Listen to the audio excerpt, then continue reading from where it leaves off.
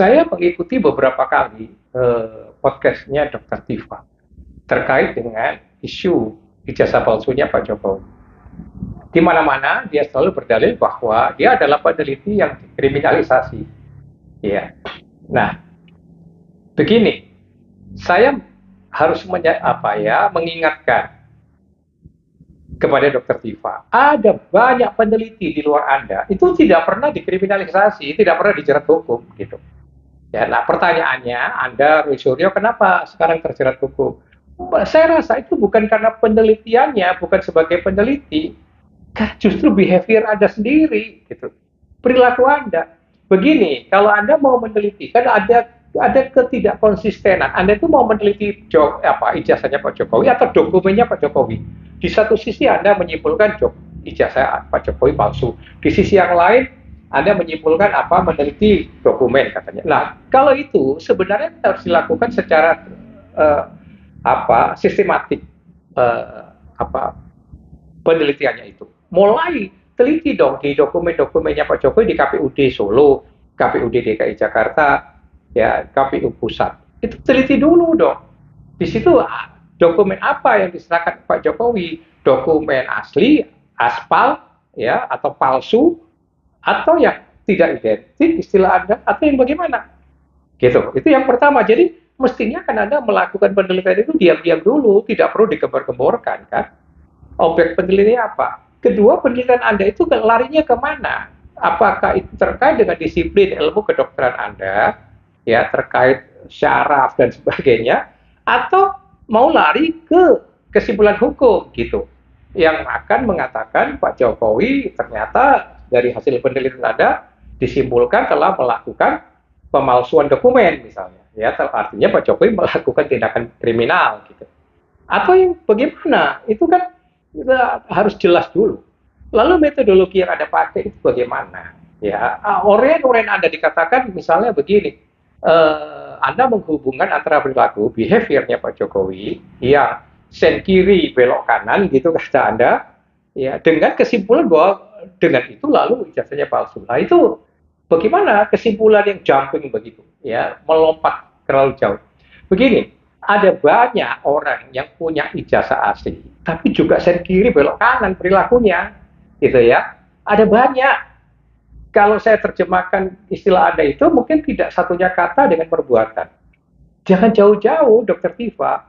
Itu banyak kiai, ustadz, mungkin ijazahnya asli dari pesantrennya atau dari madrasah, tapi perilakunya sen kiri belok kanan juga banyak. Di kalangan Kristen, romo atau pendeta juga begitu banyak yang punya ijazah sarjana teologinya mungkin asli, tapi perilakunya sen kiri belok kanan banyak. Jadi perilaku sen kiri belok kanan apakah langsung bisa dibuat sebagai satu premis, sebagai kesimpulan bahwa orang ini lalu memegang ijazah palsu? Itu kan logika yang sesat, ya, terlalu takabur. Nah, yang ketiga, Anda tahu etika penelitian. Seharusnya selesai dulu penelitian Anda itu, lalu Anda tuangkan dalam satu kertas kerja, lalu diseminarkan, dipublikasikan, ya kemudian Anda tulis dalam suatu jurnal yang kredibel misalnya. Nah nanti biar di situ pembaca menyimpulkan atau khalayak menyimpulkan yang apakah penelitian Anda itu terkait dengan ilmu kedokteran, ataukah penelitian Anda itu mau membawa kesimpulan hukum gitu. Itu kan harus jelas gitu, ya. Metodologi Anda juga nggak terlalu jelas. Kalau menyimpulkan antara perilaku dengan ijazah palsu itu terlalu kualitatif, terlalu sumir, itu abstrak sekali, dan bahkan itu logika yang sangat tidak jelas. Tidak ada ukuran-ukuran perilaku tertentu yang kiri belok kanan itu lalu menghasilkan ijazah yang tidak otentik, tidak identik, tidak asli gitu.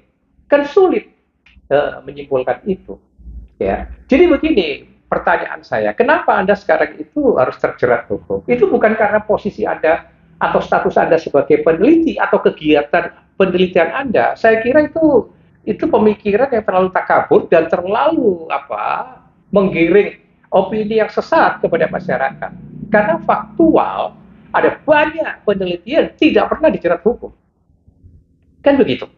Ada banyak hasil-hasil penelitian secara ilmiah di berbagai bidang ilmu, disiplin ilmu. Tidak ada yang dijerat hukum.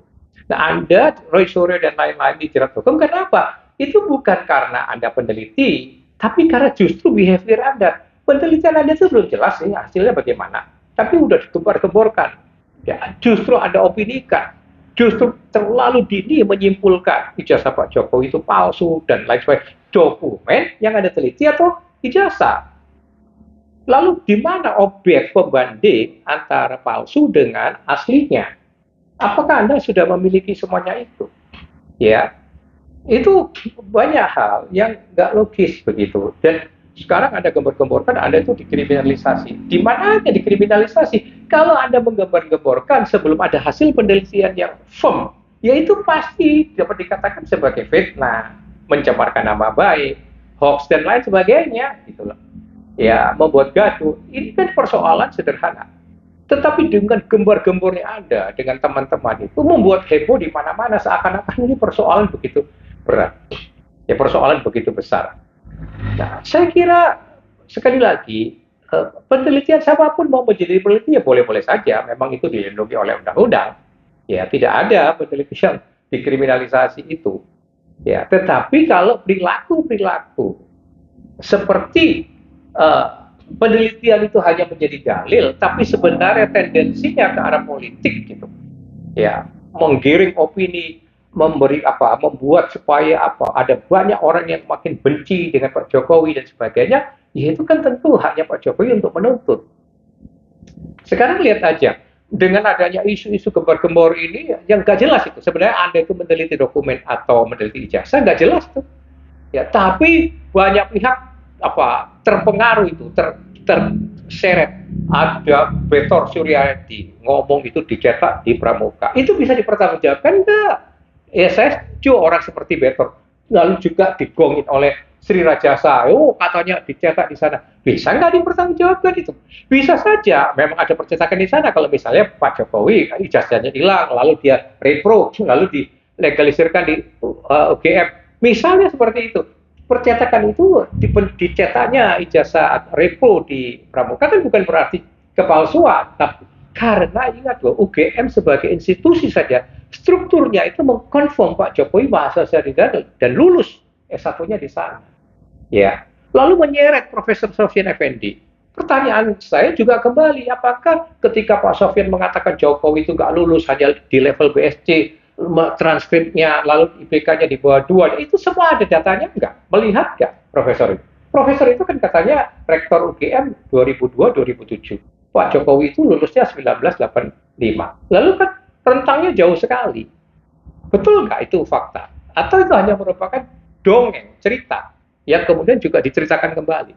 Jadi banyak hal, cerita-cerita itu belum bisa dipertanggungjawabkan. Nah, saya setuju orang-orang seperti Anda, Roy Suryo, lalu Sri Rajasa, Betor Suryadi, semua itu harus dipanggil polisi, dimintain keterangannya gitu, dibawa ke dalam ranah hukum supaya jelas dan tuntas semua. Saya tidak berpihak pada Pak Jokowi dan bukan ternaknya Mulyono, bukan basernya Pak Jokowi, tapi saya ingin bahwa semua harus proporsional ya dan dilakukan dengan cara-cara yang fair dan adil.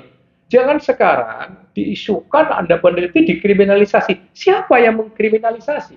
Menurut hemat saya, perilaku Anda, kalian itu, yang menjadikan orang gerah lalu punya hak.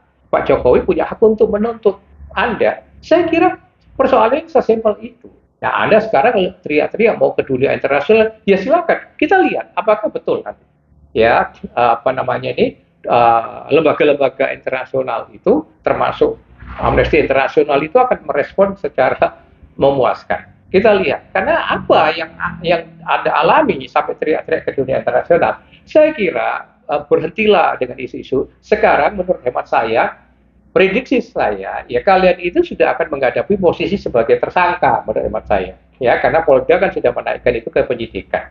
Nah, jadi lebih baik fokus bersiap untuk melakukan pembelaan diri ke situ daripada terus-menerus mengumbar obrolan yang sama sekali nggak relevan gitu, tidak mendidik ke masyarakat. Jadi saya harus memberikan counter ini untuk memberikan edukasi juga kepada masyarakat agar memiliki pandangan yang berimbang. Itu catatan saya dan salam merah putih.